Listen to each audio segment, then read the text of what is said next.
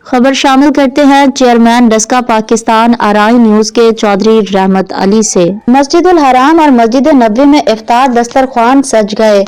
مکہ مکرمہ سعودی عرب مسجد الحرام مکہ مکرمہ میں، مسجد نبوی صلی اللہ علیہ وآلہ وسلم مدینہ منورہ میں لاکھوں زائرین اور نمازیوں نے سورج غروب ہونے کے ساتھ رمضان المبارک کا پہلا روزہ افطار کیا۔ اس موقع پر فرزندان اسلام کی بہت بڑی تعداد موجود تھی۔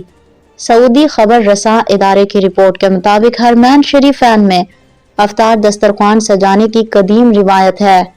یہ مناظر اس مقدس ماہ کی روحانیت کی عکاسی کرتے ہیں۔ رپورٹس کے مطابق حرمین کے صحنوں، راہداریوں، چھتوں اور توسیعی حصے تک پھیلے افطار دسترخوان اسلامی اخوت اور یگانگت کا نمونہ پیش کر رہے تھے۔ حرمین میں تعینات کارکنان نے افطار ختم ہوتے ہی ریکارڈ وقت میں دسترخوان سمیٹ لیے اور تیزی سے صفائی کا کام مکمل کیا ہے۔ واضح رہے کہ سعودی عرب میں ماہ رمضان کا آغاز ہوتے ہی حرمین میں لاکھوں افراد کے لیے افطاری کا اہتمام کیا جاتا ہے۔